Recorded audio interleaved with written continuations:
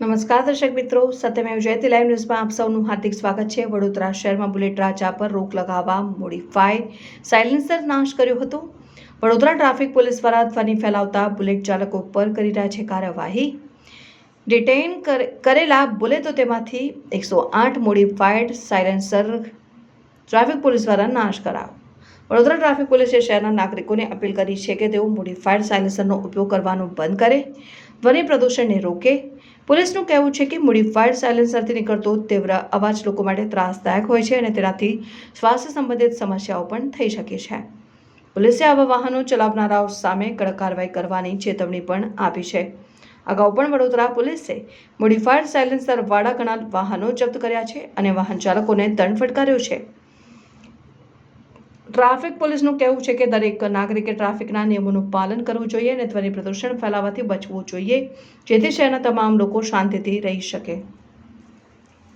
અત્યારે પશ્ચિમ ઓફિસ ખાતે અમે 108 સાયલેન્સરનો નાશ કરીએ છીએ કે જે મોડિફાઈડ સાયલેન્સર છે અને અગાઉ અમે 75 જેટલા મોડિફાઈડ સાયલેન્સરનો નાશ કરી ચૂક્યા છીએ 2 મહિના પહેલાં।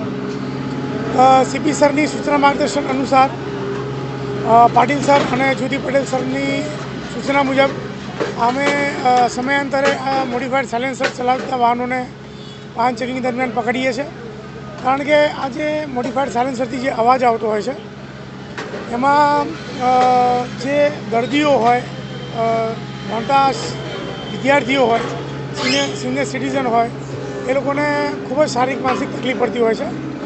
તો એને ધ્યાનમાં રાખી અને સમયાંતરે અમે જે ડ્રાઈવ રાખીએ છીએ એ ડ્રાઈવની અંદર છેલ્લા 2 મહિના દરમિયાન અમે 108થી વધુ સાયલેન્સર કબજે કર્યા છે, જેમાં નામદાર કોર્ટે 108 સાયલેન્સર નાશ કરવાની પરમિશન આપી છે। એ પરમિશન આધારે આજે અમે આ 108 સાયલેન્સર નાશ કરીએ છીએ।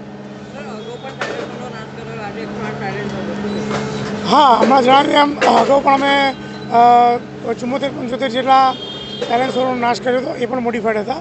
એ પણ અમે કોર્ટના હુકમના આધારે એનો નાશ કરેલો।